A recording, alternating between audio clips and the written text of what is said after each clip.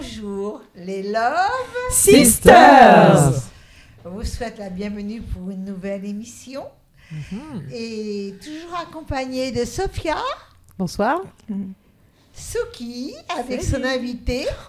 Marinati avec son invité. Hello. Et Isabelle. Bonjour. Voilà, Souki qui nous a invité une charmante personne. Tu peux nous en dire plus, Souki? Oui, je vous ai invité donc Charlotte Caragliou. Bonjour. Bonjour Bonjour. Charlotte. Bonjour. Et bienvenue. Merci. Et donc Charlotte, tu fais quoi comme métier? Je suis artiste plasticienne. Plasticienne. Qui connaît artiste plasticien? Qui peut me donner la Moi, je définition connais du les plasticien? chirurgiens plasticiens. Oh, alors, pour te rassurer, on n'est pas très loin quand on est artiste plasticien du chirurgien plasticien. Tu sais peut-être, Sophia? Non. Tu vas nous le dire? Ben non, Charlotte, elle va vous le dire. Allez, Charlotte. Alors, artiste plasticienne, en fait, c'est un artiste qui fait plein de choses. C'est-à-dire que quand vous faites du dessin, vous êtes illustrateur. Quand vous faites de la photographie, vous êtes photographe. Quand vous faites de la sculpture, vous êtes sculpteur. Quand vous êtes plasticien, vous faites un peu tout ça. Donc, okay. C'est-à-dire qu'on ne va pas définir la pratique avec un seul domaine d'activité, donc que ce soit la photographie, l'installation, le volume ou autre. En fait, on va mélanger tout ça. C'est-à-dire que moi, j'ai un thème avec lequel je travaille, un thème qui me tient à cœur. Et à partir de là, je réalise des œuvres qui peuvent être en volume. Donc, ce n'est pas de la sculpture parce que je ne sculpte rien. Je n'ai pas un marteau et un burin. Je crée des pièces en 3 dimensions. Ça peut être donc, du volume, du ready-made, mais je peux faire aussi de la photographie, du dessin, de l'installation sonore, du texte, de la performance. La deuxième chose, du moulage. Donc, c'est du volume, le moulage. Et la deuxième chose que tu as dit, le ready-made. Ready-made, c'est quoi? Ready-made, en fait, c'est pas. aussi du volume. Le ready-made, en fait, c'est un dérivé d'un produit manufacturé. C'est-à-dire que le produit manufacturé que tu vas acheter en grande surface, moi, je vais faire des assemblages, je vais le montrer d'une manière différente et je vais le mettre au statut d'œuvre d'art. D'accord. C'est-à-dire que moi, je vais rien construire, je vais acheter les choses et c'est dans C'est l'installation un peu et dans du la recycling. présentation Voilà, que ça va devenir une œuvre d'art. Ça, c'est pas moi qui l'ai inventé, ça existe depuis plus d'1 siècle. Ok. Ouais, d'ailleurs, avant, on appelait ça le recycling, tout simplement. Je sais pas si Martial Duchamp l'a appelé recycling, Non, mais Duchamp, c'est quelqu'un, c'est quelqu'un qui a posé un terme à ça, en qui fait. a posé le thème ready-made. Voilà, les gens avant disaient juste recycling, on recycle, et puis Oui, c'est tout, voilà. Cherchez pas à savoir. Recycling, tu as plus une dimension quand même avec des bouteilles en plastique qu'on va compresser ou j'en sais rien, avec cette idée en fait. Mais je pense que c'est un peu une projection, voilà. C'est une projection des gens qui alors pensent ça. que pas du tout. Par exemple, moi j'ai réalisé un ready-made qui est un Prince Albert, un piercing pour sexe masculin que j'ai mis sur un coussin rouge et que j'ai mis dans une cloche. Et j'ai appelé le Prince Albert. Voilà, c'était une manière en fait de sacraliser cet objet tout en faisant un jeu de mots. Voilà, ça reste un ready-made, j'ai rien construit. Je n'ai pas compris le jeu de mots, mais par rapport au Prince Albert, c'est le nom du piercing. En fait, un piercing pour sexe masculin, on appelle ça un Prince Albert. Ah ok, ben moi j'apprends beaucoup de choses. C'est bien, je pense que je suis pas la seule. Ouais. Donc ta spécialité en fait de base dans ce que tu travailles, tu te concentres sur certains thèmes bien particuliers. Je voulais qu'on l'aborde parce que je pense que c'est ta marque de fabrique aussi. Et du coup, est-ce que tu peux nous en parler un petit peu, nous expliquer pourquoi cette démarche et pourquoi ces thèmes-là? Déjà, je travaille sur la notion de genre, la remise en question même de la notion de genre, sur la sexualité, sur la folie, sur le politiquement non correct, donc ce qui peut s'apparenter... Des sujets tabous. Voilà, souvent des sujets tabous, mais qui le sont en fait pour une grande majorité, mais qui ne le sont pas forcément dans l'intimité, puisque tout le monde fait la même chose, tout le monde met du porno, mais personne le dit haut et fort. Assume. Et tout en le monde, fait, moi. c'est un moyen de... Moi, je réponds même pas, tu vois. Non. Bon, moi, oui. Voilà, déjà. Et en fait, c'est un moyen de travailler sur ce qui m'entoure, sur ce qui est ma vie et ce qui, je pense, ça peut s'apparenter touche, en fait, à plusieurs personnes. Complètement. En fait, c'est ce qui m'entoure. En fait, je travaille principalement sur des anecdotes ou sur les personnes qui m'entourent. En fait, je m'inspire. Ça peut être une discussion, ça peut être une connerie, ça peut être n'importe quoi. Une anecdote Oui, je peux en raconter une. Alors attends, je choisis laquelle. J'adore l'air malicieux que tu viens de prendre. Je choisis laquelle pour que ça reste... Ah oui, bon, j'en ai une. En fait, j'ai réalisé une série qui s'appelle Body's Gift. Donc c'est une série de cadeaux du corps. C'est plein de petits moulages qui sont réalisés en alginate et coulés en cire. Donc c'est des moulages d'oreilles, de mains, de parties en fait du corps qui ont des détails. Donc voilà, en général mains, pieds, visage, et que j'ai enfermé dans des bocaux de cuisine. Et donc en fait c'était un moyen de pouvoir garder les personnes autour de moi. En fait, je suis quelqu'un qui prend très peu de photos, de souvenirs. En fait. Il y a un côté un peu fétiche complètement. Et en fait cette pièce, elle est née d'un ami qui me racontait une histoire comme quoi il collectionnait sa merde dans des bocaux de cuisine quand il était enfant et qu'il les cachait dans la cave. Et quand il m'a raconté ça, j'ai énormément ri. Et le caca, c'est le cadeau qu'on fait aux parents normalement, psychologiquement dans le développement. Du coup, il le fait pour lui. Là. Il le faisait pour lui. Et du coup, quand il m'a raconté cette histoire, je me suis dit, mais il faudrait que je fasse quelque chose avec des bocaux. Et en fait, j'ai fini par réaliser cette pièce-là. Et à la base, en fait, c'est parti de cette idée où il conservait, lui, ses excréments. Moi, j'ai conservé des parties des personnes qui me sont proches. C'est beau. C'est une manière de continuer à les avoir sans plus les voir. C'est génial, voilà. Très beau. On sent l'émotion un petit peu qui nous... Ouais, parce que toute cette collection de pièces que j'avais fait l'année dernière, dont ces bocaux-là, sont nées suite à un décès d'un ami assez proche, enfin très proche même. Et du coup, c'était un moyen de continuer à garder l'autre. Et c'est vrai que beaucoup de pièces que j'ai pu réaliser à ce moment-là sont vraiment en référence avec cet événement. Et puis moi, je traîne beaucoup dans les milieux gays. Les milieux gays, donc c'est des milieux très festifs, mais c'est des milieux où il y a le VIH, où il y a plein de choses. Les milieux artistiques aussi. Mais dans les milieux gays, on rigole beaucoup. Hein. On rigole beaucoup, parce qu'il y a une gravité. C'était la blague de Nati, ça. Elle est passée crème. Mais t'as gardé quelle partie du corps de quelle partie de cet accident qui a lancé cette création, mais elle a c'est partie de création du coup de cette personne-là, non, elle était déjà plus là, donc d'accord, pas je croyais vraiment, moi je me suis fait des films dans... Mais j'en ai fait d'autres, j'en ai eu d'autres en référence. Et donc là actuellement tu as une grosse expo qui arrive vers la fin là, donc ça s'appelle Frozen Motion. C'est ça. Et c'est donc au Siquarium, c'est ça ? C'est au Siquarium du Grau-du-Roi. Ouais. D'ailleurs, j'ai poussé cette idée de moulage jusqu'au bout, je pense, puisque j'ai réalisé 7 pièces, donc qui sont des moulages de corps partiels ou intégrales. Qui sont en résine. Pour supporter l'eau, j'imagine. Pour supporter l'eau, et donc qui sont immergés dans les aquariums. Donc c'est assez fou comme expérience. Si vous allez au Siquarium, regardez bien parce que dans l'eau il y a des petites surprises. Et en fait j'ai eu 2 mois de résidence directement au Siquarium. Et en fait j'ai moulé donc des personnes, j'ai commencé avec des personnes qui sont proches de moi, donc par des visages, un torse, une main. Et puis après, j'ai fait venir d'autres modèles pour pouvoir compléter ma collection. Et ces corps, ils ont la particularité, en fait, d'avoir des déformations. Où ils sont atypiques, où ils ont subi des transformations. C'est-à-dire que le visage, en l'occurrence, lui, n'a pas de déformation proprement dit. On va pouvoir voir pendant que tu parles des photos, justement. Ah, super. Mais en fait, c'est quelqu'un qui est extrêmement marginal et dans sa manière de vivre et d'être. C'est quelqu'un même avec qui j'habite actuellement. Et je trouvais ça très beau, en fait, de pouvoir le mouler et de le mettre au statut d'œuvre d'art. Je trouvais qu'il le méritait, en fait, que la personne qu'il était, pour moi, est tellement exceptionnelle que donc tu as cette démarche aussi de partager l'autre, finalement, avec le reste du monde. Souvent, oui. Et d'ailleurs, j'ai moulé un autre modèle avec qui j'habite actuellement, qui a 70 ans, qui a une déformation de main, à qui il manque une phalange ou à qui il manque un muscle sur le pectoral. Après, j'ai moulé une femme de 25 ans qui a perdu plus d'une quarantaine de kilos, donc qui a subi une chirurgie réparatrice. Ensuite, il y a eu mon pied. Bon, ça, c'est facile, hein, tout le monde a les pieds tordus, donc ça marche. Voilà. Mais quand tu parles, excuse-moi, je veux juste te couper, quand tu parles que cette femme qui a perdu 40 kilos, qui a subi une chirurgie réparatrice, cela veut dire que tu l'as prise avant la chirurgie Non, après la chirurgie, comme elle était actuellement.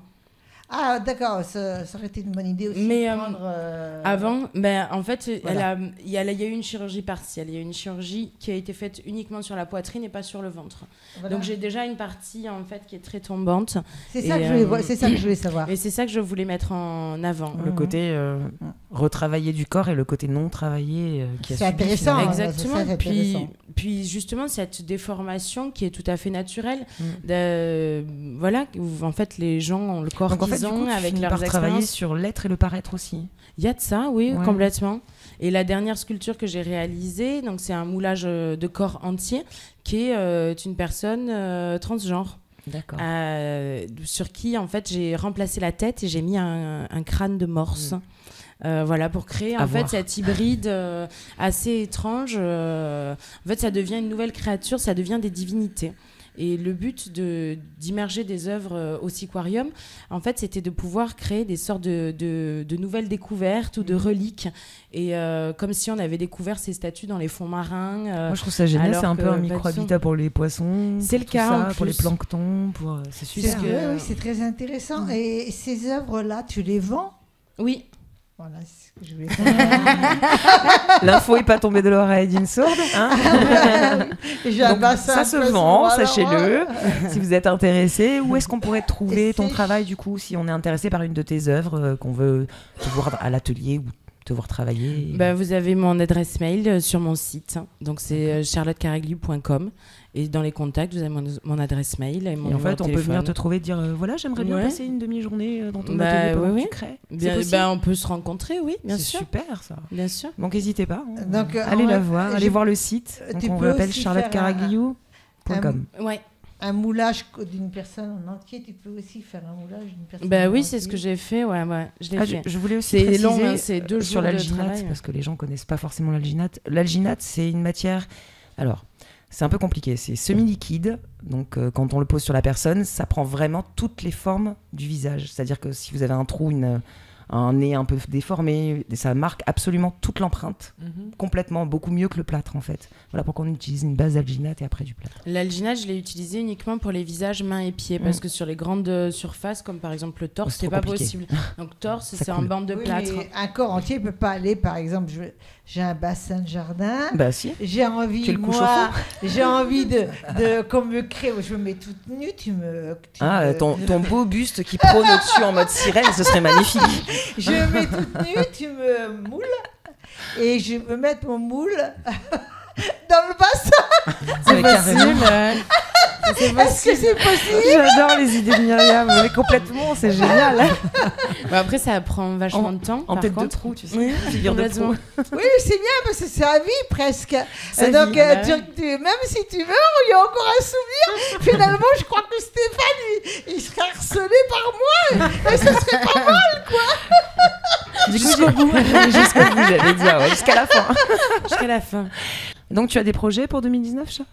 Il y en a pas mal qui sont en cours. Déjà, le début d'année a été assez dense. Et normalement, oui, à partir de la rentrée, ça reprend avec des expositions, des workshops. Et normalement, ce sera annoncé sur le site. Donc, super. Donc, charlottecaragliou.com. Charlotte. Voilà. Merci Charlotte. Merci. C'était super. Merci. Ça fait un plaisir de te recevoir. Et maintenant, nous allons... retourner à l'école, à l'école des malentendants avec cette magnifique Boubi toujours présente. On lui fait un gros bisou et on va la rejoindre.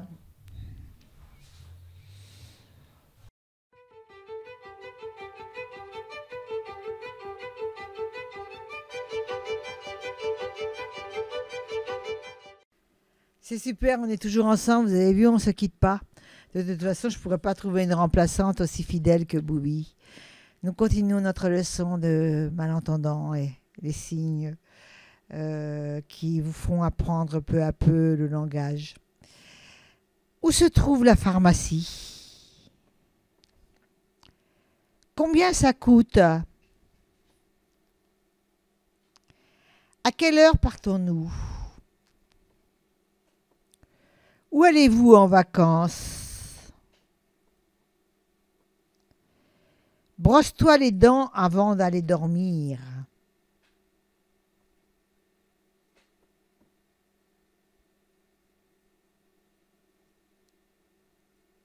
Merci Boubi. À tout à l'heure. Bye bye.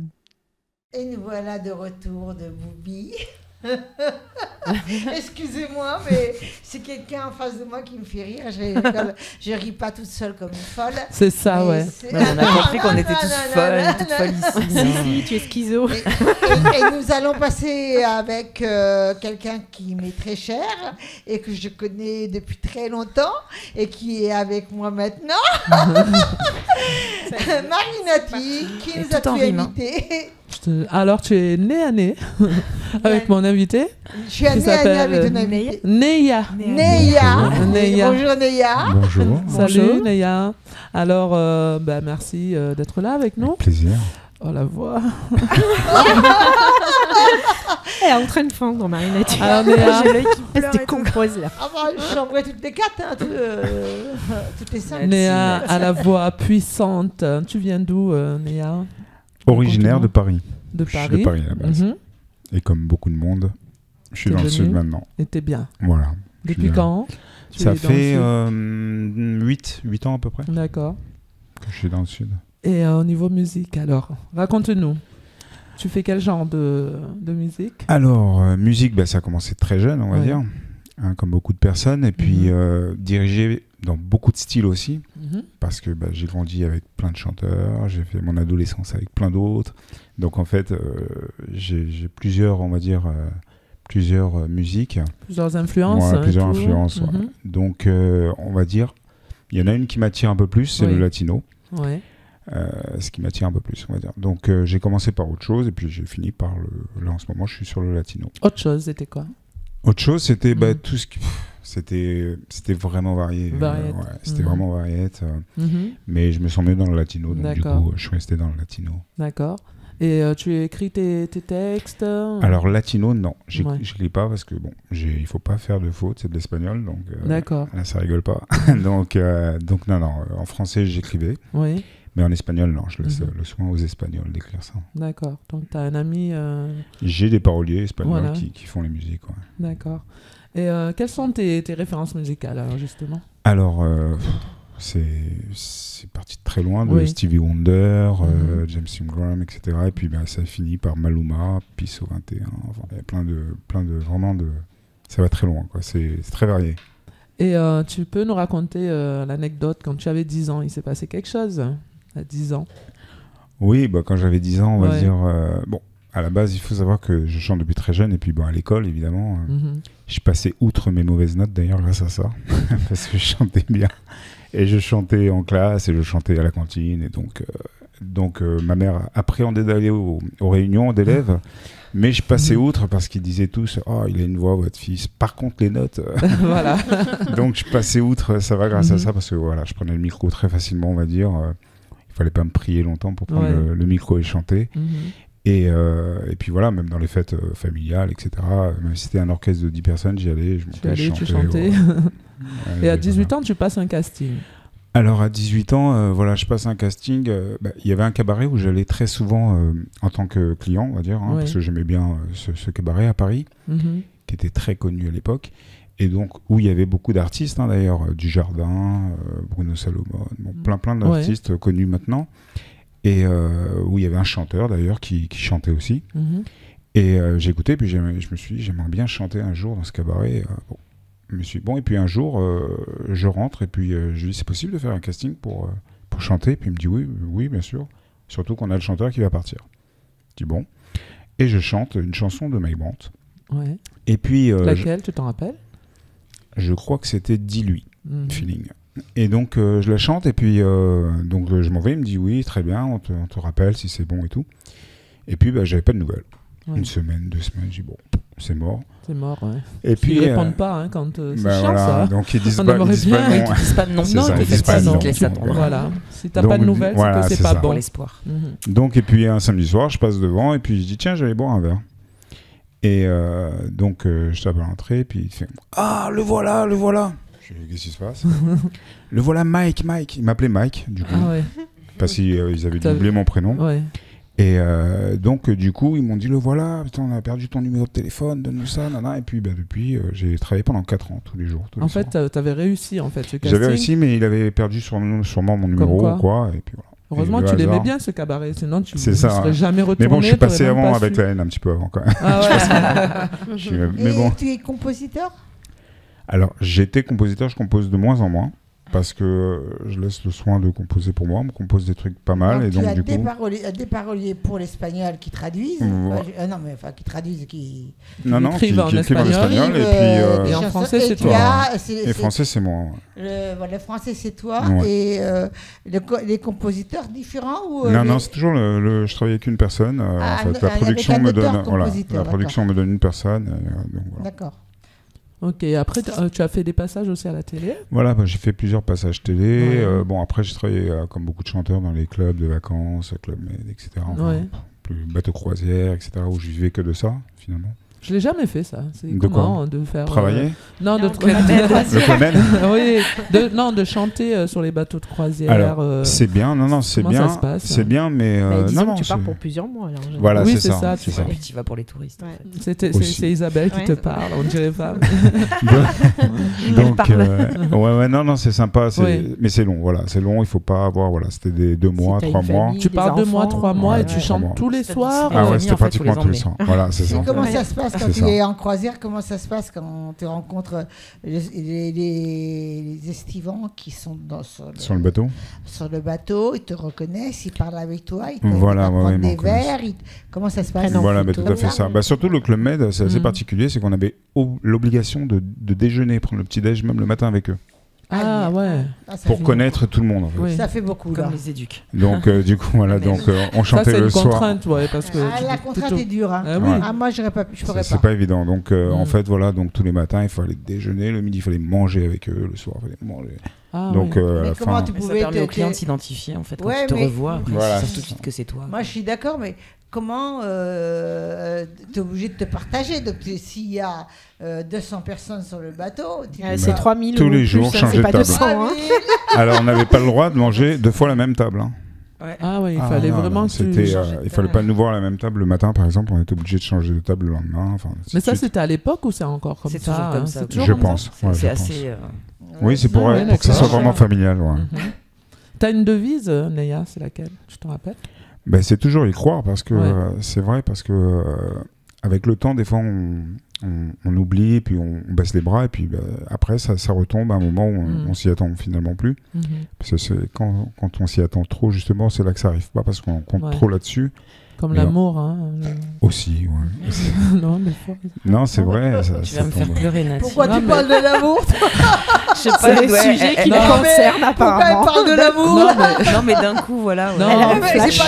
C'est pas normal que Marinati parle d'amour. Non, c'est pas ça, je disais. Des fois, quand tu cherches le grand amour, tu le trouves pas. Et c'est au moment où tu t'y attends pas. Voilà, il débarque. Comme tes affaires, tu perds tes affaires, tu les cherches, tu les trouves jamais. Tu cherches plus. Voilà, c'est exactement ça. C'est vrai. D'accord. Alors, on va regarder un clip.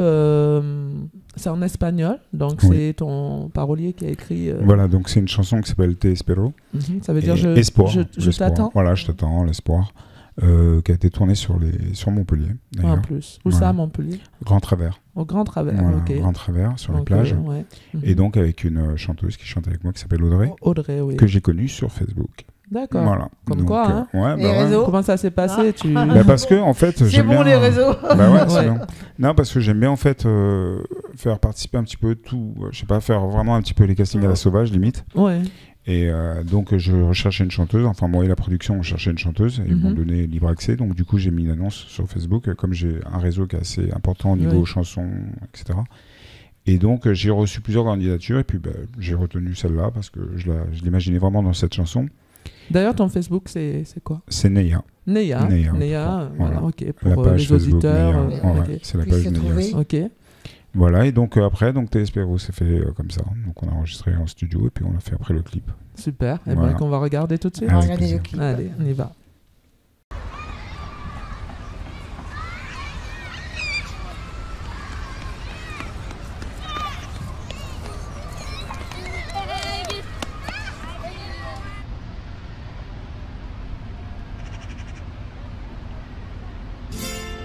Has ido sin pensar, tu olor se ha quedado. Yo hago el que sonríe, es el invierno en mi corazón. Así que te espero, el tiempo que necesitas. Tengo ganas ahora para volver a probar tus labios. Estás en mi vida, eres mi corazón, eres mi estrella. No te puedo volar de mí, estás siempre aquí, cerca de mí, cerca de mí. Así que te necesitas. Tengo ganas ahora para volver a probar tus labios. Y todos cantan. Hay que creerlo. No lo crean más. Te esperaría. ¿Quieres que vuelva? Tienes que cambiar mucho. Te sigo amando, pero me pides demasiado. Eres una chica frágil, necesitas novedad. ¿Quieres cambiar?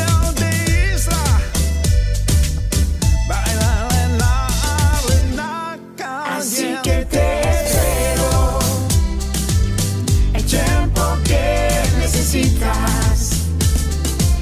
Tengo ganas ahora para volver a probar tus labios.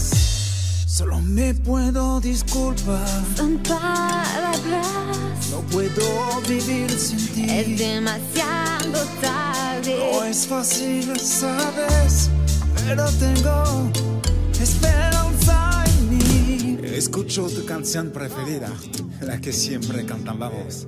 Me da ideas para escribir algunas palabras como un amante. Hay que creerlo. No lo crean más. Te esperaría. Así que te espero.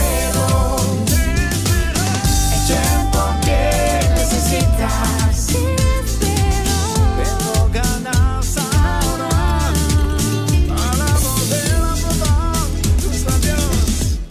Así que te espero. Te espero. El tiempo que necesitas. Mais bravo, Audrey. Wow, merci. Elle est pas mal, Audrey aussi. On peut avoir des infos sur Audrey. Tu parles couramment espagnol? Non, je parle, mais pas couramment. Non, ça va, je suis prise. Les chansons, par la tu les apprends musique. par cœur. Oui, non, oui, voilà, je les maîtrise vraiment. Voilà. Ouais, d'accord. Ah ben voilà, je crois qu'on a fait un peu le tour. Alors, dis-nous tes projets pour les prochains mois. Alors, les projets, donc là, je suis en train de finir le mini-album, on va dire, où il y aura 6 titres, dont Te Espero. Oui. Et il y aura une chanson en français dedans, avec un refrain en espagnol. Et voilà. Donc, et la chanson en français, elle parle de quoi? puisque donc c'est toi qui l'as écrite, puisque tu nous as dit le français, c'est moi. Voilà, celle qui. Donc c'est une rencontre. Avec rencontre Audrey. d'une nana. Non, la rencontre d'une nana. Non, moi ça va venir après. Rencontrer, ça y est. C'est la rencontre d'une fille dans une boîte de nuit. Et puis voilà, puis je travaille avec un featuring, c'est avec un rappeur cette fois-ci. D'accord. Il y aura un rappeur avec moi. Ah super. Un peu style Jules, compagnie. Donc voilà. D'accord. Donc c'est une alliance espagnole-français. Ah oui. Voilà. Ok, ben bravo. Ouais. Bravo. Est-ce que tu as peut-être des choses à dire à Love Sisters, aux auditeurs? Écoutez, je vous invite. Non, je vous invite juste à me suivre sur les pages Facebook, si on veut te sur voir, Insta. tu fais des scènes Alors ou pour tu as des l'instant, spectacles prévus? pour l'instant, c'est pas prévu pour cet été, sûrement. Donc on attend à la fin du mois que l'IP sort. Et sûrement il y aura des scènes de prévues cet été. Donc on te suit sur Neya. On va te suivre et nous sur Instagram aussi. Comment Neya? N-E-Y-A. D'ailleurs, ça veut dire quoi? Ça veut dire donc moi mon prénom c'est Yann. Oui. Et juste qu'on m'appelait souvent Neya dans le milieu. D'accord. C'est Yann. Voilà, c'est tout simplement. Non, il faut les savoir qu'il s'appelle Yann. Mais toi tu le savais. Moi je le savais, mais il faut toujours faire. Moi je sais tout, mais tu dis rien. Je dis rien. Donc on va te suivre sur Facebook et on va suivre Charlotte aussi. Ouais, voilà. Et on va vous demander de mettre un avis sur notre page, puisque maintenant c'est tout nouveau, on peut mettre des avis. Donc j'espère que vous allez le faire. Et j'invite le public à mettre un avis sur notre émission Love Sister. Et les filles, on va dire au revoir à Neya et à Charlotte. Oui. Au revoir. Et on va les suivre sur Facebook. Voilà. C'est certain. Mais on invite aussi tout le Neya monde. et Charlotte, ainsi que vous tous qui auditeurs. nous regardez, tous les auditeurs, à mettre un avis sur Love Sisters. Sur notre page. Oui. S'il vous plaît, S'il vous plaît. Un avis positif. Non, moi j'aime bien les négatifs aussi, ça permet de grandir. Bien comme sûr. dirait Myriam. Bien sûr. Faut pas être méchant. Il faut N'hésitez être pas à laisser vos commentaires constructifs. Moi, les négatifs, quand c'est trop négatif, j'efface. Parce que mon cœur il ne peut pas supporter la souffrance. En tout cas... Et comme il sait faire ce qu'il faut pour capter le sexe et tout ça, il peut capter la souffrance aussi. Waouh. Alors on va capter le live de Neya. Et on vous dit au revoir. Au revoir. Et merci. Au revoir. Et merci. Allez, on va pour le live.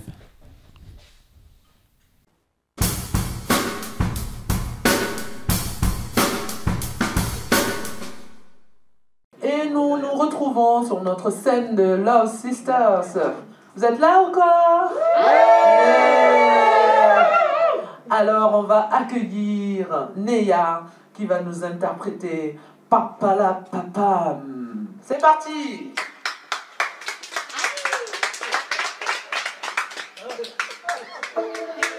Miro il cielo y el silencio me habla, me olvido de todos los problemas, mi corazón sonríe. Esa calma el hoyo de un amor a malos pensamientos. Las estrellas sonríen, océano divide del cielo, nos une a cada uno su dolor, a cada uno su gozo, da fuerza a la persona feliz.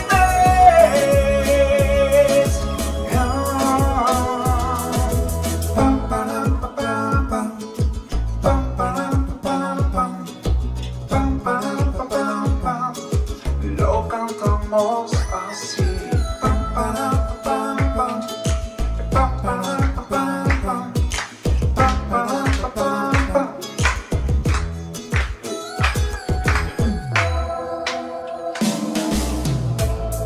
Haciendo un resto para el planeta solar.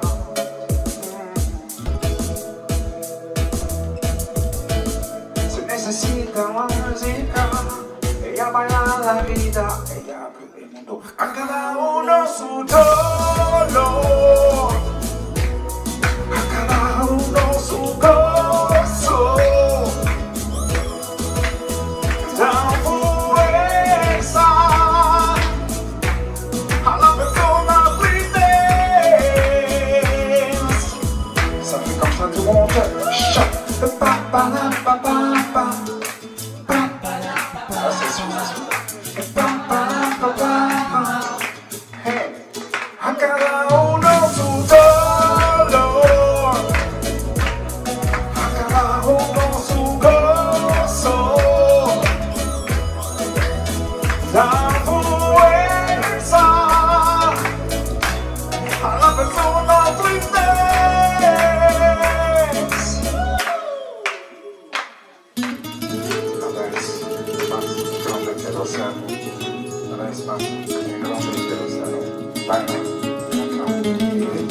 A cada uno su dolor, a cada uno su gozo, da fuerza a la persona triste.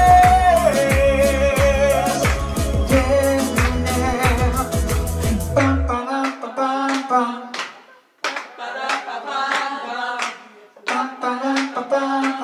Merci beaucoup. Nous voilà partis pour la deuxième partie de l'émission des Love Sisters. C'est au tour de Sophia de nous dire qui elle a invité. Alors aujourd'hui, j'ai invité Bernie Allison. Bonjour, Bernie. Bonjour. Tout le monde. Enchanté. Donc Bernie a plusieurs cordes à son arc, c'est comme ça qu'on dit? Oui, oui. Il est magicien et chanteur. Voilà. Donc tu as commencé à chanter à l'âge de 14 ans? 14 ans, oui, exactement. Est-ce que tu peux nous raconter un petit peu tes débuts, comment... C'est très long, hein, pourquoi le chant oui. Vas-y. À mes débuts, j'avais 7 ou 8 ans en fait. D'accord. Il y avait une émission qui s'appelait à Montpellier La demi-heure des enfants sages, qui était sur Radio Montpellier à l'époque, avant France Bleu. Donc je prenais des cours de diction à l'époque parce que j'avais un petit défaut de langue. Et puis on m'avait repéré dans les studios, etc. Alors on a fait une émission pendant au moins 3-4 ans. Et j'ai démarré là. Je chantais, c'était un homme qui s'appelait Davy. Il était né dans la petite diligence, etc. Et donc est-ce que tu as pris des cours de chant? Oui, des cours, mais alors plus tard. Hein, oui. D'accord. Voilà, j'ai pris des cours de chant, bien sûr, mais beaucoup plus tard quand même. Et dans cette émission, elle avait lieu, c'était la radio au Boulevard Sarail, à côté des anciennes Galeries Lafayette, où il y a le Gaumont maintenant. C'est un bâtiment que je pense on ne démolirait pas maintenant parce qu'il y avait une architecture extraordinaire. Bon, ça s'est fait comme ça. Et donc ça m'a permis de rencontrer beaucoup d'artistes, dont Joséphine Becker. Ah, wow, la reine Joséphine. Ouais. Elle m'a pris par la main, on s'est baladé sur l'esplanade avec. C'est dommage, à l'époque il n'y avait pas de. Il n'y avait pas de masse. Pas faire un selfie. Voilà, on n'a pas pu faire. Et alors après, comment tu as évolué, comment tu as grandi bon. Alors après, j'ai chanté, j'ai commencé à chanter, m'intéresser à tout ce qui était des expériences scientifiques, voilà. Et puis après j'ai arrêté un petit peu tout ça, j'ai fait du sport et j'y suis revenu un petit peu plus vers 17-18 ans, je suis revenu là, voilà. Hein, à la chanson. À la chanson, surtout ouais, j'ai démarré. Expérience scientifique. Voilà. Scientifique. À la chanson, donc. Mais il y a tellement d'anecdotes que ça serait trop long à. Marie, tu m'as fatigué là. Je sais. Donc je suis revenu sur la chanson et la magie en même temps. Je faisais les deux. D'accord. Et pour ainsi dire, après, on a fait des cabarets, beaucoup de choses. Tu as fait de nombreuses premières parties d'artistes, notamment Olivia Ruiz, Dave, David Guichard. Dave, oui, avec Daniel Guichard, pardon. Daniel Guichard, oui. Elle écorche les noms. Je travaillais avec une école, entre autres, qui faisait un petit peu l'impresario.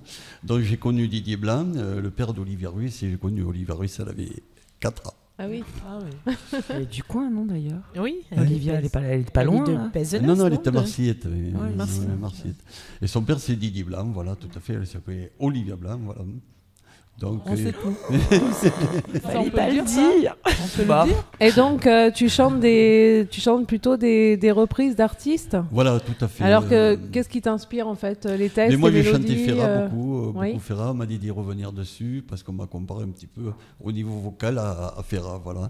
Maintenant, je sais pas. Après, c'est la vie. Même Laurent Gérard, un jour, m'a entendu, il m'a dit. C'est nickel pour Ferrat. Bon, mais donc je chante un petit peu de tout. Ferré, que j'ai rencontré 3 fois. Lama, bien sûr, vous avez vu Alain Seba il n'y a pas longtemps, qui est merveilleusement. C'est des copains de toujours, voilà. De 30 ans, 40 ans d'amitié avec tout ça, voilà. Et qui. L'air de rien. L'air de rien, oui. Et donc il y a eu tout un parcours atypique. Là, voilà, j'ai travaillé pour l'Opéra de Montpellier pour des mises en scène aussi, le Baron Tzigane notamment. J'ai fait des effets spéciaux. Voilà, j'ai rencontré beaucoup de monde quand même. Tu as des projets en chant pour cette année Mais cette année, là, je suis en train on prépare avec le premier ténor de l'opéra. Et un autre chanteur d'opéra, aussi un baryton, La Bête du Gévaudan, une séquence historique où il y a des séquences d'Amiens, le Marquis de Sade, Cartouche. C'est un projet qu'on avait depuis 2 ans, il y a 2 ans qu'on y travaille, on est en train de le finaliser. Ah, ça c'est bien. Ça va être super. Je peux vous poser une question? Oui. Quelle est votre chanson préférée? Ah, chanson préférée, il y en a tellement. Une qui vous a marqué en fait et que vous avez toujours avec vous, pas loin de vous. J'ai chanté Nuit et brouillard. Il va falloir nous la chanter avec quelques petits couplets. Ils étaient 20 et 100, ils étaient des milliers, nus et maigres tremblants. Voilà. Merci. Encore une phrase. Une belle phrase bien placée. Bien placée. Non, Nuit et brouillard, c'est vrai que j'ai chanté, j'ai gagné un prix d'ailleurs avec en première partie d'Enrico Macias il y a quelques années de ça déjà. Il y avait Annie Cordier et Enrico Macias, j'ai eu le 2e prix avec Nuit et brouillard. J'ai chanté au Palais des Sports aussi devant 5000 personnes, puisque pendant 3 ans on a fait des œuvres pour les enfants handicapés.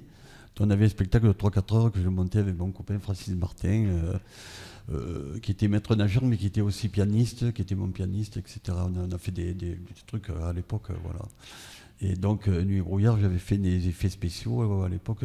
J'avais fait un grand écran au Palais des Sports où il y avait les wagons des déportés. Et moi, j'arrivais tout habillé de bleu marine, comme ça, satin, avec une écharpe blanche. On était là. Ils étaient 20 et 100, ils étaient des milliers, nus et maigres tremblants dans ces wagons plombés, qui déchirent la nuit de leurs ongles battants. Ils étaient des milliers. Ils étaient 20 et 100. Ils se croyaient des hommes, n'étaient plus que des nombres. Depuis longtemps, leurs dés avaient été jetés. Dès que la nuit retombe, il ne reste qu'une ombre. Ils ne voulaient jamais plus revoir un été. Voilà un petit peu. C'est super, la cappella, c'est ça. Merci beaucoup. Attends, c'est quand même pas facile. A cappella, là, je peux dire que c'est génial quand même. Ah, c'est génial. Nous allons passer à la partie magie maintenant. Oui, tout à fait. On n'était pas déjà dans la magie? Depuis quand exerces-tu cet art? Comment ça t'a pris? Alors j'ai commencé la magie à Benidorm, exactement. Avec qui? À Benidorm, en Espagne. Voilà. J'ai commencé avec... c'était un cousin par alliance. Il y a combien de temps que tu exerces cet art? Pas longtemps. Pas longtemps. D'accord. 37 ans à peu près. Ah oui. J'adore l'humour. Non, pas longtemps. Mon âge en fait. C'est presque mon âge. Mais je t'ai vu naître d'ailleurs, mais tu le sais pas, tu sais que je suis magicien et médium aussi. Hein. Ah, c'était presque. Oui, c'était presque médium, ça. Là, c'était un presque raté. Non, mais bon... le punchline en direct. Oh, c'était gentil. Ouais, j'ai commencé... Il rigole, donc ce qu'il a bien. S'il vous plaît, on laisse parler Bernie, merci. Ça, par contre, c'était clash. Donc j'ai commencé la magie là et puis j'ai pu arrêter. Voilà. J'ai laissé un petit peu tomber le chant parce que je suis un fragile de la gorge. J'ai jamais fumé, jamais bu, sauf de l'eau. Je suis pas comme Myriam, moi.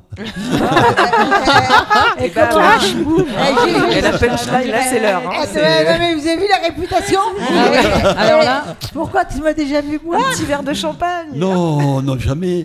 Mais tout ce qui était rouge, c'était la grenadine ou... C'était des verres en couleur. Bon.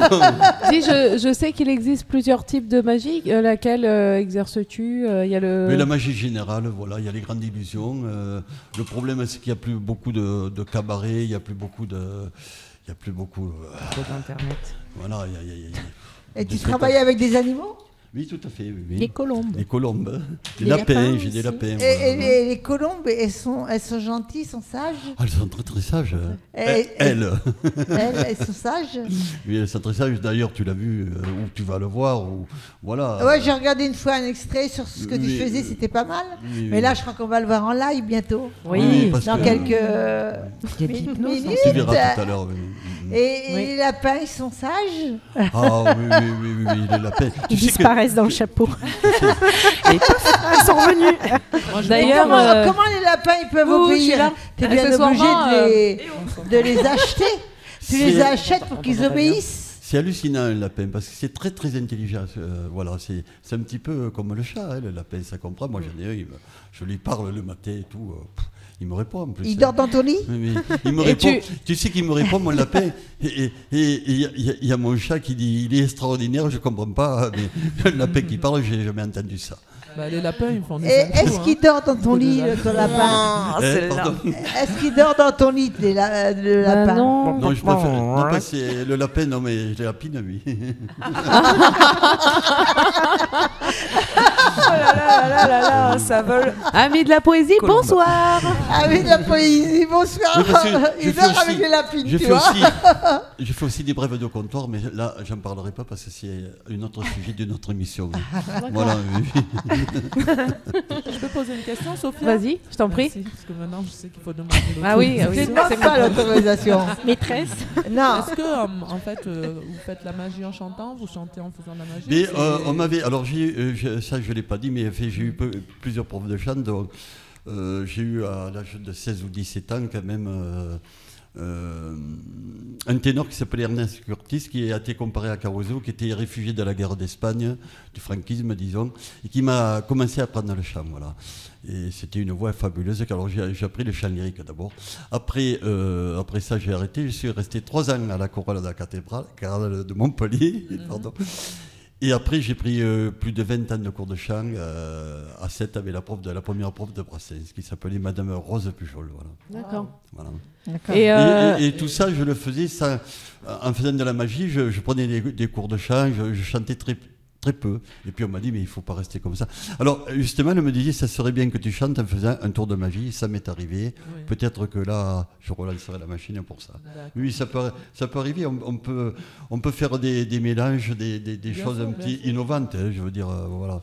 Mais oui, c'est vrai que... Dis Bernie, si on veut te suivre, où est-ce qu'on peut te trouver Oh, Vinez, t'es en forme, Marie. Tu as des scènes de prévues? Je fais beaucoup de privés, mais bon, je peux sur Facebook, je le mettrai quand voilà. Hein, oui. Donc Bernie Allison, B-E-R-N-Y. Y-L-Y-S-O-N. Voilà. C'est un nom qui m'a été donné par un ami qui s'appelait Marc Hôtel, qui était un comédien qui travaillait avec Gérard Philippe, qui a travaillé au Canada. Et un jour, il m'a baptisé Bernie Allison. Il y a 25 ans de ça, voilà. J'ai une dernière question, toute dernière. Vous faites de l'hypnose sur vos animaux? Pour leur bien-être, oui, etc. L'hypnose, c'est autre chose, c'est médical. Enfin, pas de l'hypnose, comment on appelle ça plutôt les relaxer, en fait, pour qu'ils soient moins stressés, tout à fait, etc. Oui, tout à fait, oui. Ça, voilà. C'est bien. Oui, ça arrive. Pour le moment, je le fais sur les colombes. Ouais. On le verra peut-être tout à l'heure. Voilà. Mais tu les félicites quand elles ont bien travaillé? Ah oui. Je leur fais un gros bisou surtout, parce qu'elles aiment ça. Oui.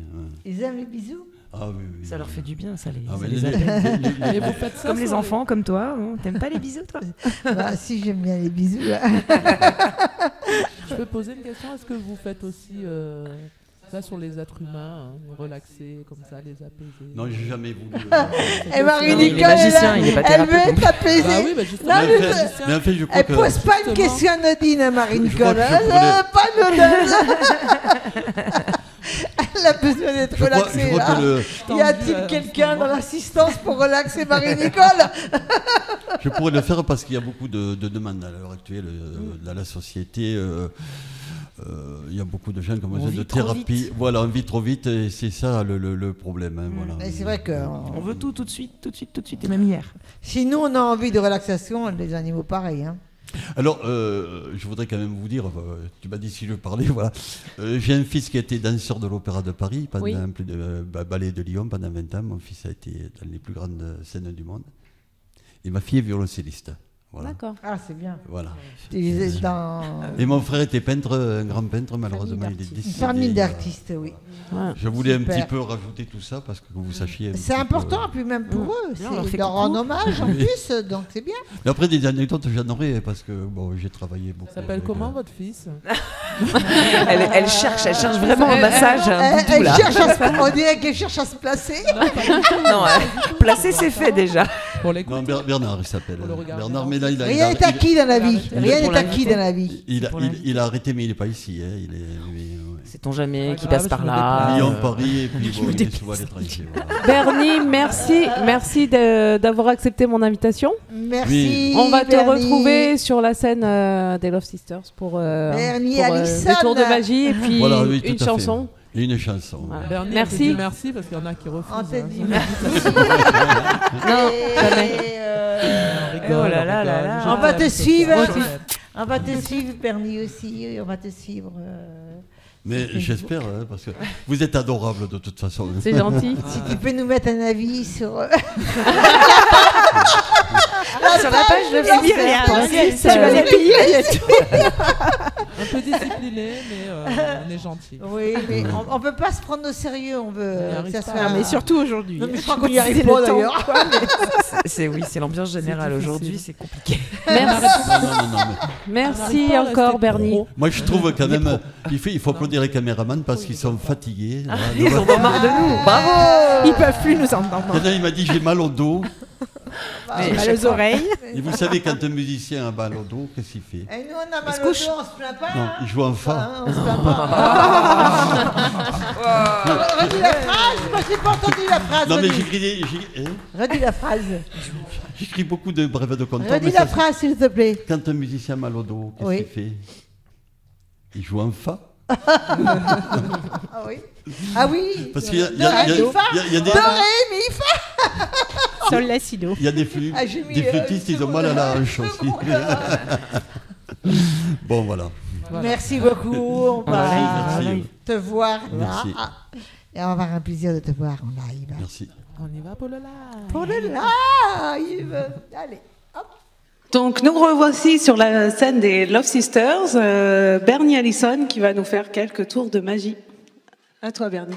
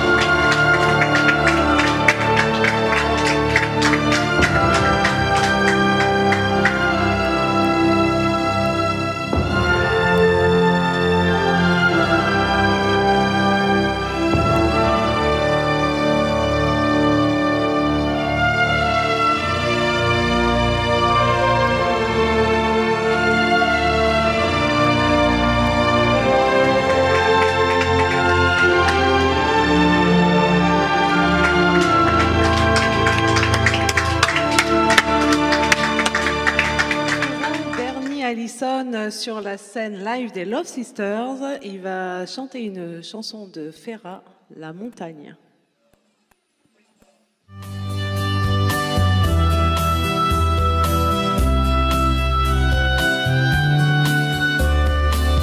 Ils quittent le pays pour s'en aller gagner leur vie, loin de la terre où ils sont nés. Depuis longtemps, ils en rêvaient de la vigne et de ses secrets, du formica et du ciné. Les vieux, ça n'était pas original quand ils essuyaient machinal de revers de manche des lèvres. Mais ils savaient tous à propos que la caille ou le perdreau et manger la tombe de chèvre. Pourtant, que la montagne est belle, comment peut-on s'imaginer en voyant un vol d'hirondelles que l'automne vient d'arriver? Avec leurs mains dessus la tête, ils avaient monté des murettes jusqu'au sommet de la colline. Qu'importe les choux, les années, ils avaient tous la main bien née, noiseux commun et de vignes. Les vignes, elles courent dans la forêt, le vin ne sera plus tiré, c'était une horrible piquette. Mais il faisait des centenaires à ne plus que savoir en faire, si ne vous tournez pas la tête. Pourtant, que la montagne est belle, comment peut-on s'imaginer en voyant un vol d'hirondelles que l'automne vient d'arriver? Des chèvres et puis quelques moutons, une année bonne et l'autre non, et sans vacances et sans sortie. Les filles veulent aller au bal, il n'y a rien de plus normal que de vouloir vivre sa vie, leur vie. Et selon flic ou fonctionnaire, tout qu'à attendre sans s'en faire que l'heure de la retraite sonne. Il faut savoir ce que l'on aime et rentrer dans son HLM, manger du poulet aux hormones. Pourtant, que la montagne est belle, comment peut-on s'imaginer en voyant un vol d'hirondelles qu'à Love Sister on vient d'arriver.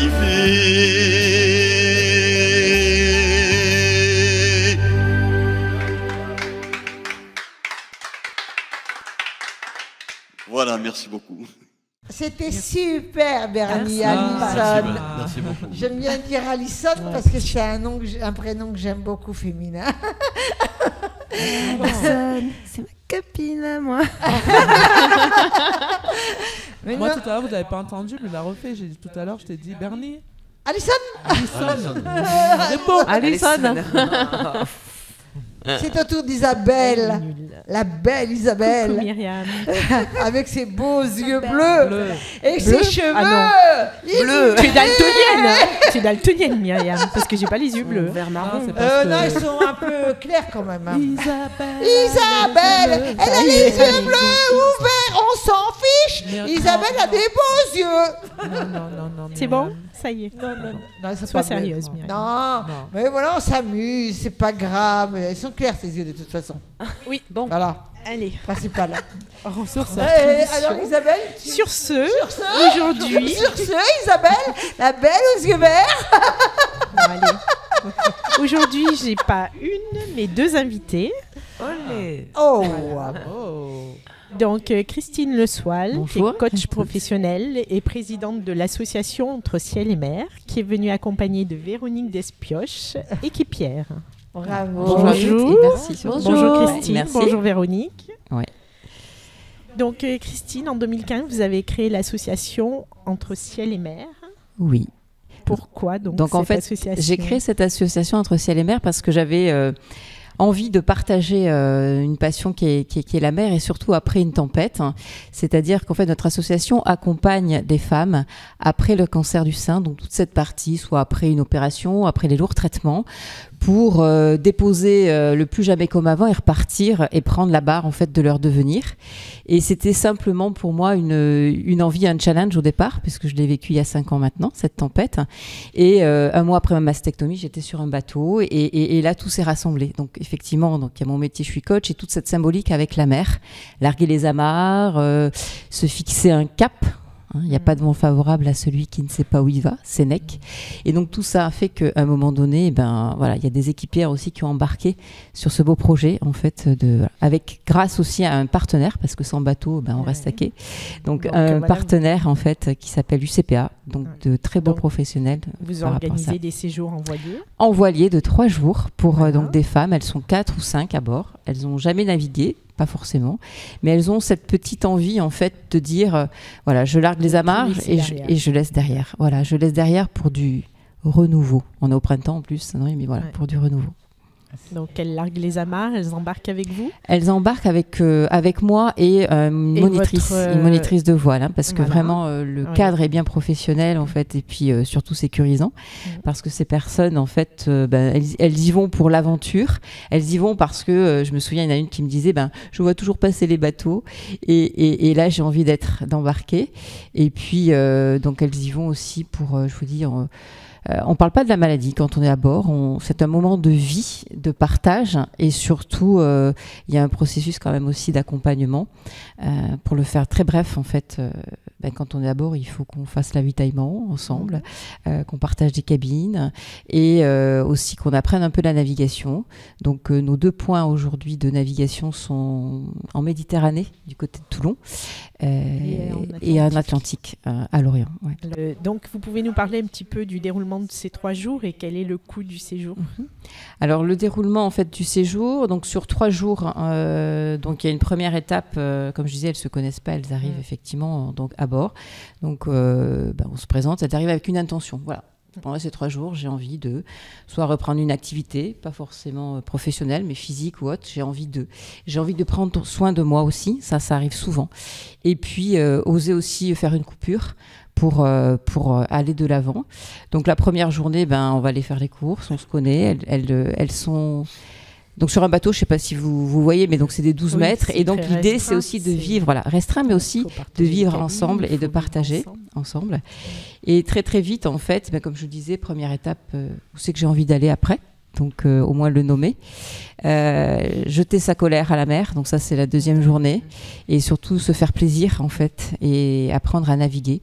Donc très concrètement, le skipper comme moi, on ne touche pas la barre. Enfin, donc elles ont très très vite, ça aussi c'est notre objectif, très très vite aussi cette notion d'autonomie. On sort le bateau du port, on monte la GV, on fait les nœuds, on défait les nœuds. Et ça c'est aussi important. Et la 3e journée, c'est surtout, après avoir largué ce qui est un peu derrière et pas bon, qu'est-ce qu'on a envie d'aller reprendre en fait.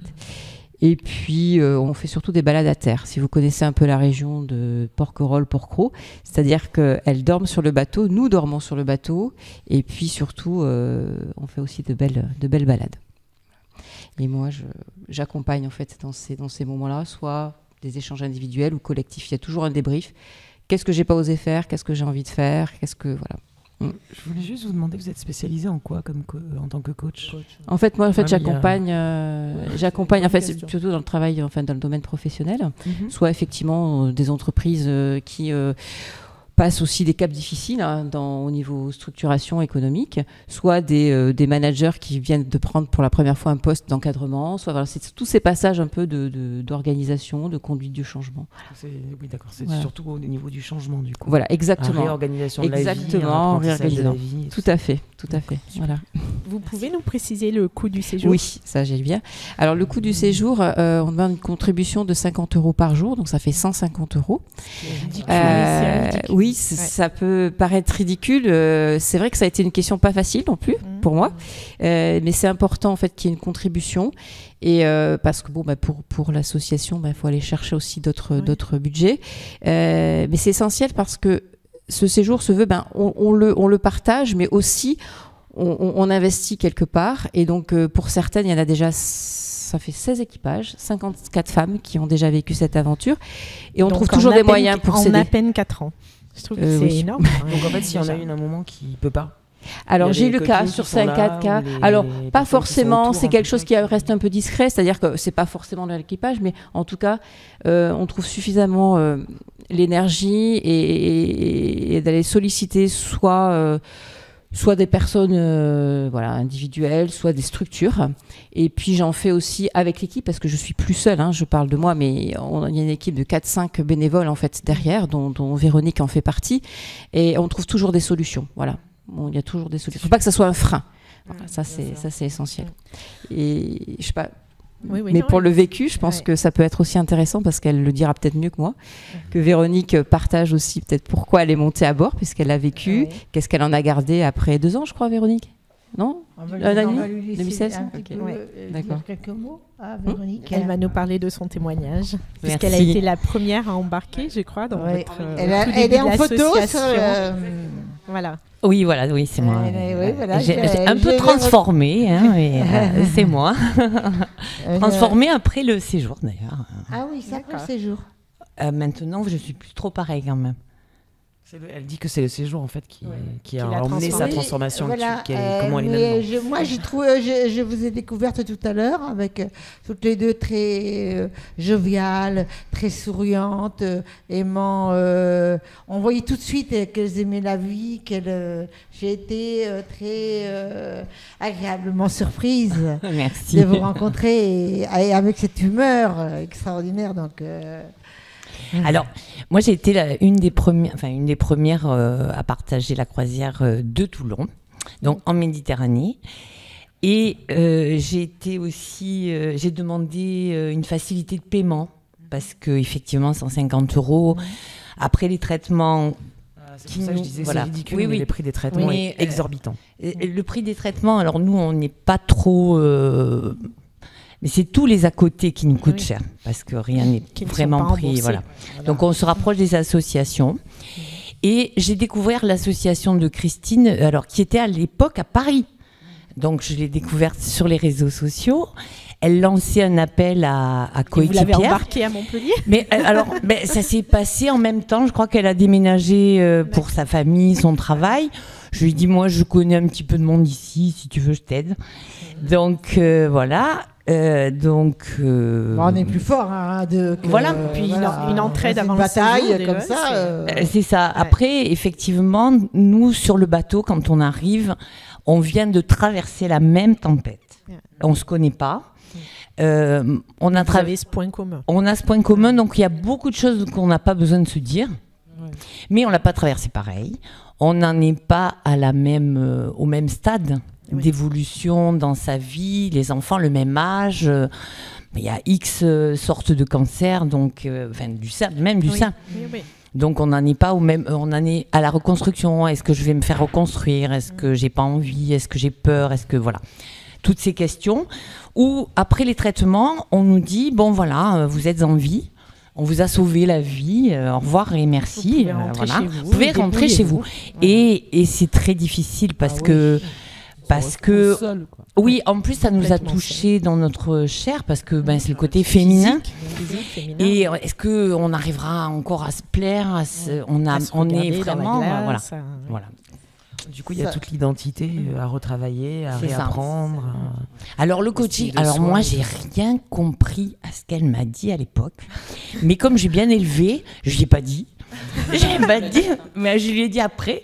Mais j'ai dit, mais qu'est-ce qu'elle veut que je jette? La colère, le ci, le là, parce qu'en fait, j'étais pas au moment où elle me le demandait. Oui. Voilà. Oui. Donc c'est marrant après, mais bon, voilà. Mais donc vous avez choisi le cancer du sein uniquement. Pour l'instant, oui. Quand j'ai déposé les statuts, c'est post-cancer, mais aujourd'hui, dans le vécu, c'est sur cette partie effectivement de pathologie, parce que tout simplement, ça avait aussi un sens et ça résonnait par rapport à ce que j'avais aussi vécu. Voilà, c'est ça. C'est par rapport à son vécu. C'était un challenge au départ. Le premier bord, pour moi, j'en faisais qu'un. J'étais partie pour en faire. Le cancer du sein est celui qui touche le plus les femmes ou pas aussi? On en parle, c'est celui dont on parle. Je parle dans l'image, dans la personnalité qu'on a, dans l'estime de soi et tout ça. Est-ce que c'est pas ce qui touche le plus l'image de la femme? Du coup, le cancer qui touche le plus ça, quoi. Oui.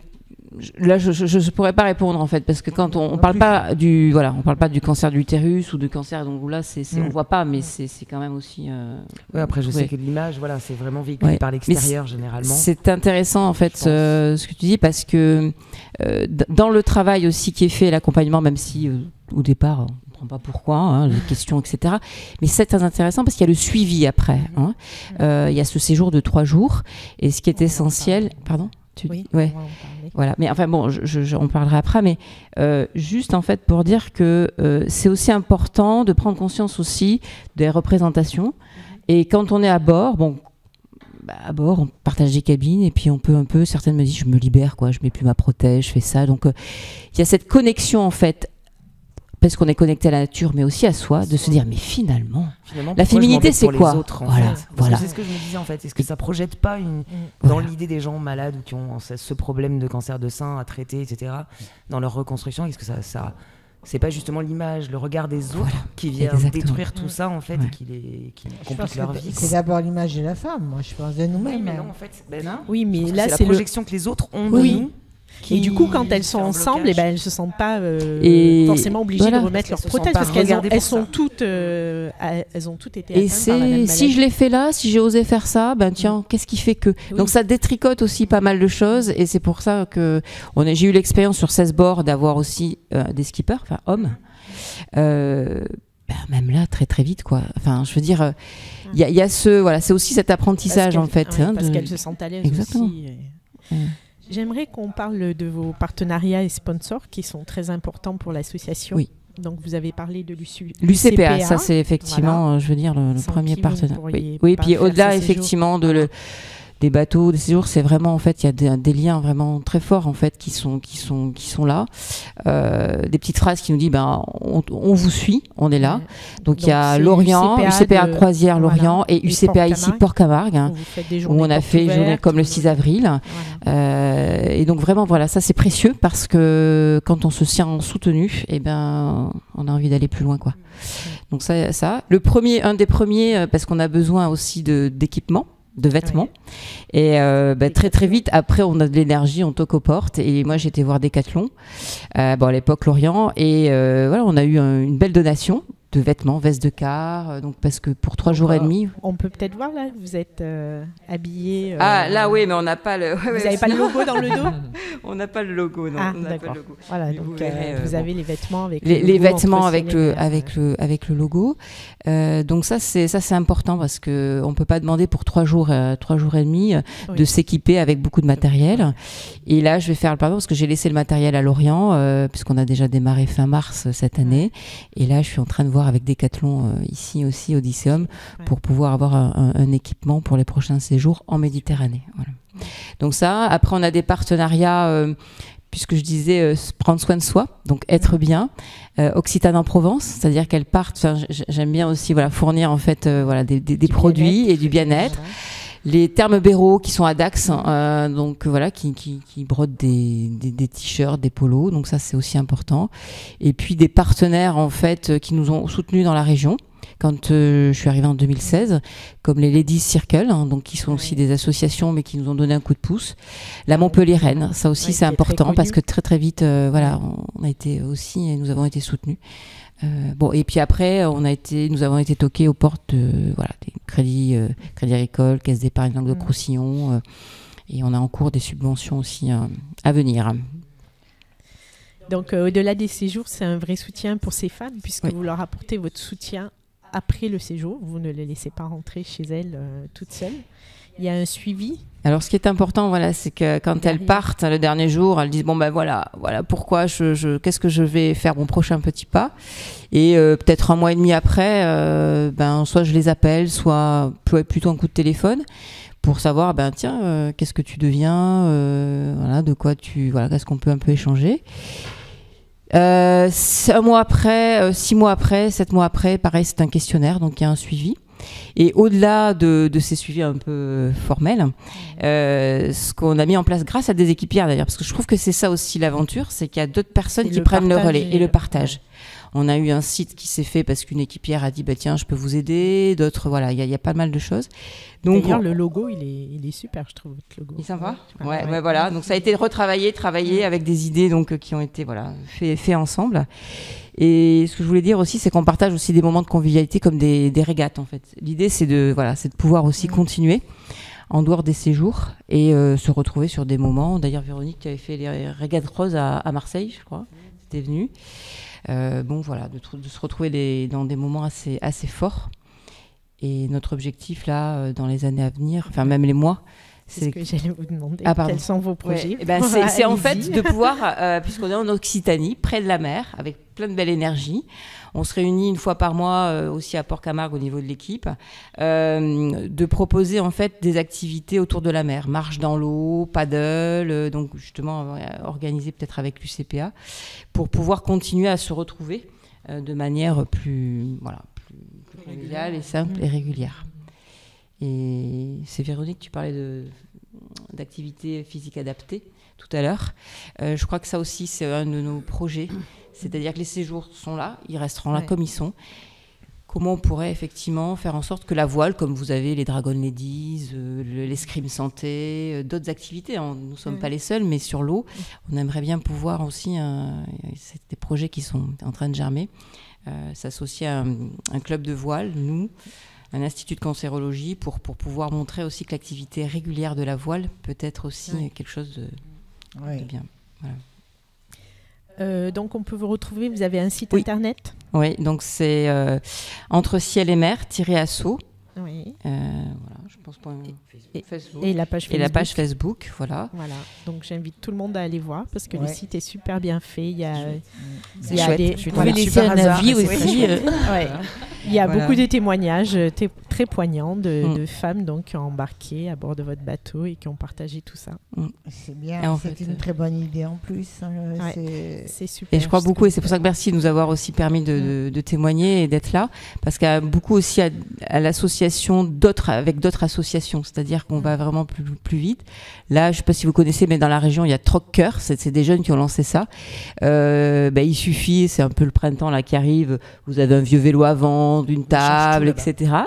Tout est changé. Exactement. Et si vous avez envie de faire un don à l'association, parce que tout ça est défiscalisable, et vous pouvez, le code c'est MER, M-E-R, voilà.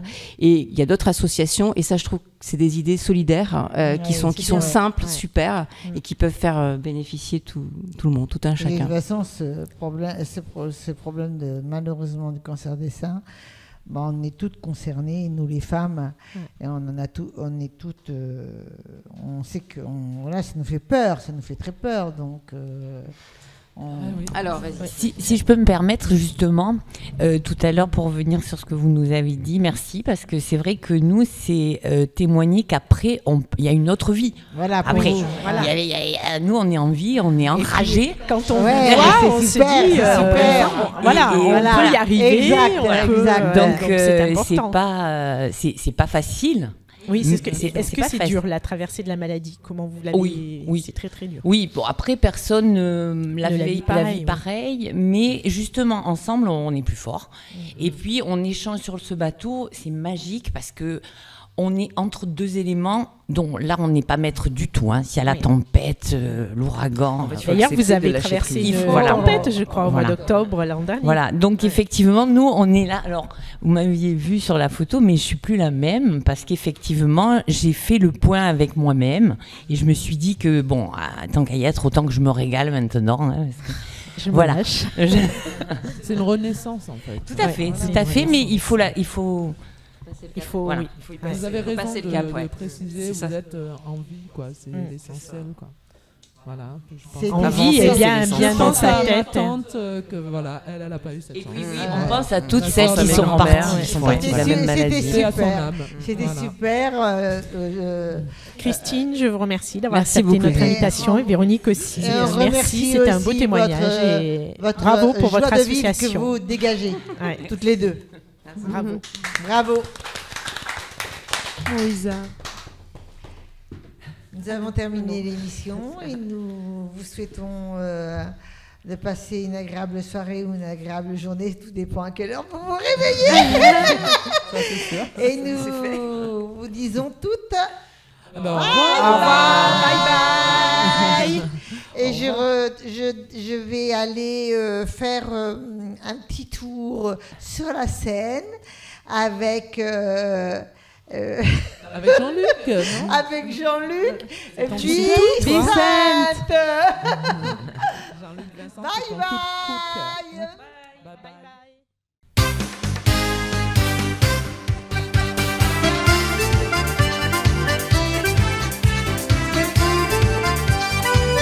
Bonjour, bonsoir. La rencontre d'artistes avec d'autres artistes.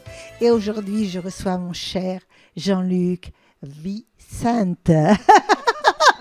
Excellent, excellent, excellent. Bonjour. Bonjour.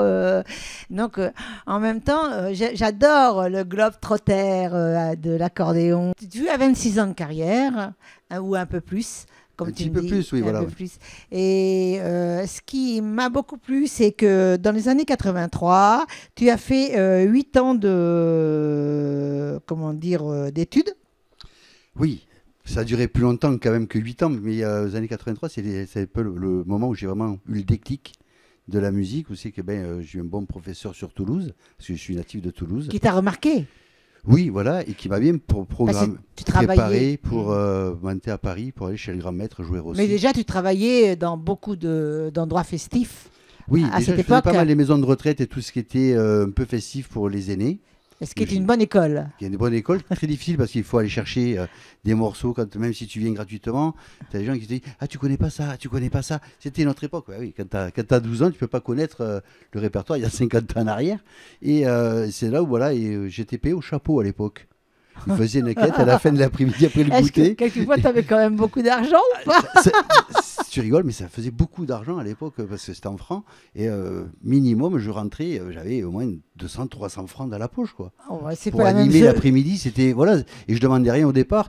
Et voilà. Et après, j'ai eu cette chance-là de jour monter sur scène. Pour faire un morceau avec mon professeur d'accordéon à Toulouse. Et quand je suis descendu de scène, j'ai dit à mon père, dans les loges, je vais faire ça comme métier. Il m'a dit, travaille à l'école, après on verra. Et en fait, l'accordéon m'a plus quitté, quoi. Mais il n'était pas contre. Non, parce que c'est à cause de lui, ou grâce à lui, que je joue de l'accordéon aujourd'hui. Voilà, exactement. Donc tu as eu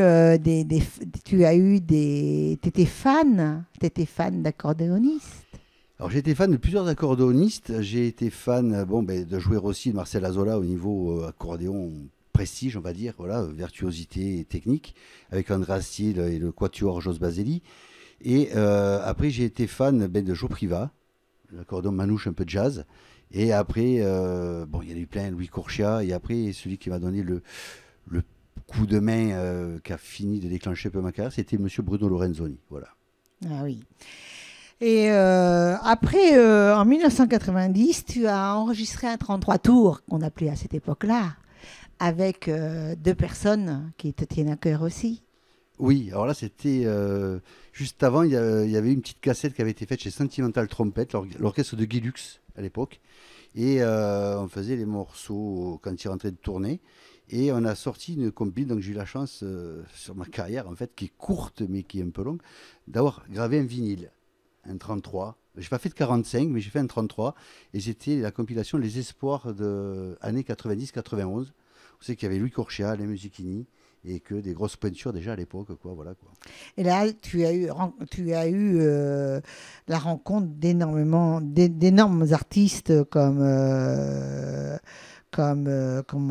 Laurent Zoni. Je vois beaucoup de noms, tu peux me dire, mais il y a beaucoup, oui. Marcel Amont, Pascal Danel, Yvette Horner, voilà, donc on ne va pas l'oublier. Non, mais ça fait partie des gens avec qui j'ai eu la chance de collaborer, autant en tant que compositeur.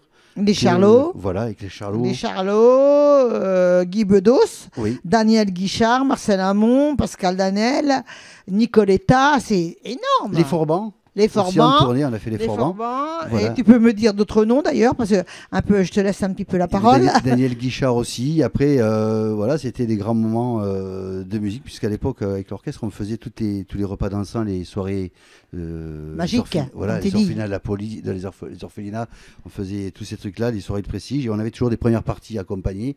Donc c'est là où j'ai commencé à travailler avec Marcel Amont, tous ces gens-là, les Charlots. Et après, l'une des belles époques, c'était quand, malheureusement, et je suis fier d'y avoir contribué, c'était l'ouverture des Restaurants du Cœur à Toulouse, les premiers, avec Véronique Colucci. Et les deux invités vedettes avec qui j'ai fait partie de l'ouverture, c'était Daniel Guichard et Guy Bedos. Voilà.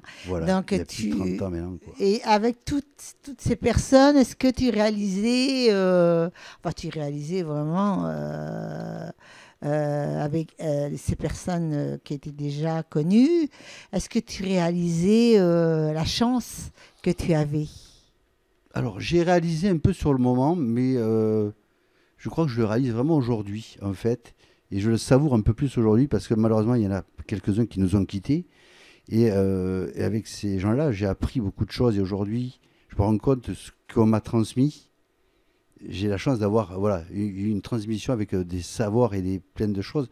Et d'avoir joué par exemple au Balajo à Paris avec Joe Privat, j'étais gamin. Aujourd'hui, le Balajo, c'est un temple mythique pour l'accordéon, mais ça existe aussi en discothèque aujourd'hui. Mais être invité après pour l'anniversaire, les 100 ans du Balajo, Joe n'était plus là. Mais avoir joué au Petit Robinson à Paris, dans toutes ces guinguettes-là, ou avoir fait la chanson avec Pascal Sevran, c'est des moments où c'est que dans une carrière, ça compte. On ne s'en rend pas compte sur le moment parce qu'on est pris dans la spirale du disque, de la télé, de la radio, parce que maison de disque dit télé, vente, gala, radio, promo. Et aujourd'hui, malheureusement, il y a plein de choses qui n'existent plus, mais qui manquent aujourd'hui. Et quand on voit les artistes aujourd'hui qui arrivent et qui, malheureusement, rêvent tous de faire carrière, mais ils n'ont que YouTube pour faire carrière, ou quelques émissions... aujourd'hui, on s'est dit, il n'y a plus rien, quoi. Et je suis vraiment ravi d'avoir traversé cette étape-là. Et et j'en parle peut-être un peu avec nostalgie, mais il me reste encore beaucoup de choses à découvrir. On parle encore il y a une semaine avec un trompettiste que j'ai suivi quand j'étais gamin, Gilles Pellegrini. Il a joué beaucoup, voilà. On était dans un concert dans une église la semaine dernière, et on reparlait de ces époques-là. Et il m'a dit, mais t'as connu ça, t'as connu? Oui, j'ai connu. La fin peut-être de certaines époques, mais j'ai quand même connu ce beau côté du métier et ce côté-là qui est très beau, quoi. Voilà. Comme te disait Stéphane, mon époux, Joe Privat était notre oncle. Et donc, nous l'avons connu, certainement, nous t'avons vu à cette époque. Nous t'avons vu. Ça, c'est certain. Hein. Peut-être. Et donc... C'était un être vraiment merveilleux. Adorable. Mais son fils est adorable aussi. Hein, qui a repris avec la même chanteuse d'ailleurs. Voilà, Muriel, que j'ai eu la chance de connaître à l'époque sur les plateaux de Pascal Sevran. Et donc, après, en 1992, tu décides de créer ton propre orchestre. Oui, c'était le début de ma grande aventure musicale. C'est qu'à force de jouer dans tous les orchestres de bal à l'époque, l'accordéon, des fois, il n'y était pas. Et le chef d'orchestre, pour gagner du temps, il fallait un accordéoniste. Mais bon, je jouais aussi du saxophone.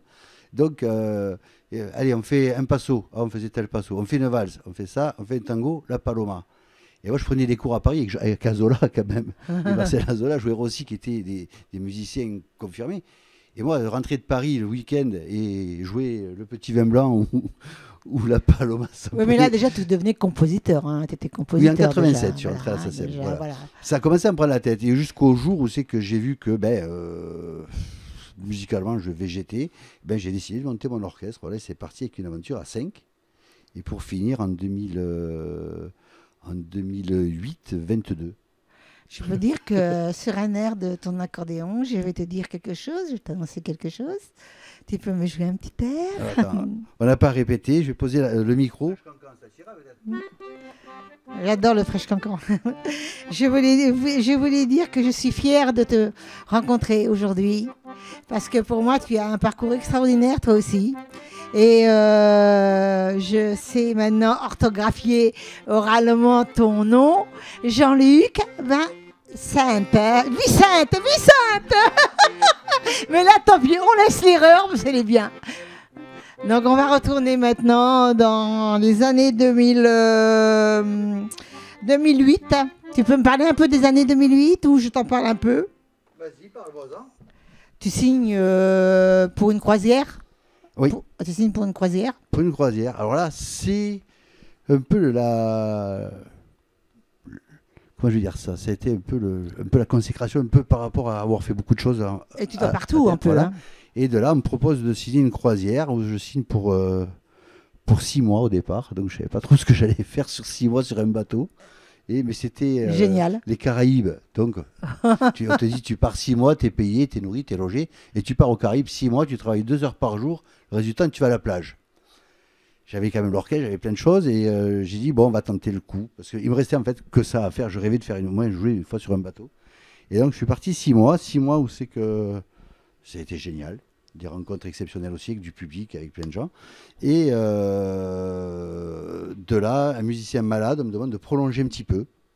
Donc je rentre 15 jours en France et je suis reparti de suite sur un autre bateau pour dépanner un autre musicien. Il m'a dit, si tu fais l'affaire sur ce bateau-là, tu feras le tour du monde en janvier. Et tu as fait le tour du monde? Et j'ai fait le tour du monde. Tu te rends compte? Marseille en 4 mois et demi.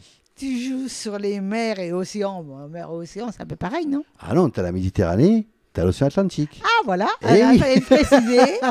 Donc nous allons, comment dire, et en 2012, tu fais une scène aussi internationale. Oui. En 2013. En 2013, il s'est passé plein de choses. En 2013, je t'animes ton émission. Voilà, en 2013, j'ai monté une émission d'accordéon qui s'appelle Accordéon Folie, ce qui est sur le net aussi, qui est sur Radio Music Show. Voilà, mais ça, c'est que le samedi, tranquillou, voilà. Et là, on va parler aujourd'hui de ton album que tu viens de sortir. Voilà, donc là, on vient de sortir... Voilà, il vient de sortir il y a combien de temps? Il y a une semaine. Une semaine à peine. Voilà, tu es dans les premières à le découvrir en live. Voilà. Et donc là, on peut te joindre sur tous les réseaux, je suppose. Oui. Tu as un site aussi. Oui, il y a un site. Tu es obligé d'avoir un site. Voilà. Tu as des coordonnées téléphoniques. Oui. Il y a les coordonnées téléphoniques, il y a un mail, il y a tout. Allez, on joue un petit air d'accord. Donne-moi. Allez. Donne-moi ton numéro de téléphone. Oh là là. Comment veux-tu que je te réponde en musique? Ça, c'est pas possible. Donne-moi ton numéro de téléphone, Jean-Luc Vicente. Nous allons vous dire au revoir avec Jean-Luc et nous vous remercions vraiment. Donc,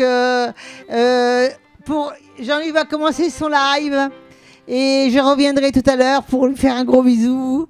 Merci, à tout à l'heure. Merci à toi. Et merci. Nous allons remontrer à nouveau le best-of. Ton nouveau best-of. De combien de titres? 53 titres et 3 heures de musique. Oh là là là là là là là là. Le prochain best-of sort en décembre puisqu'il y a plus de 20 CD à mettre en route, quoi. Voilà. Super. Alors bravo Jean-Luc, bravo. Merci et à tout à l'heure pour ton invitation. Merci à la fin toute l'équipe de ton live. Voilà, merci. Bye bye. Bye bye.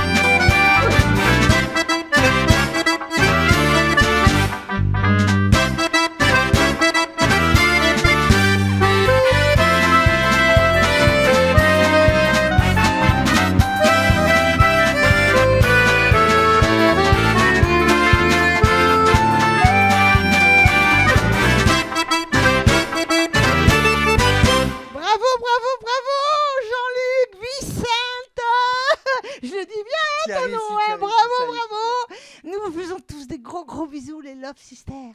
Vous font des gros bisous. Bye, bye. Bye, bye, bye, bye, bye, bye. Merci, à bientôt.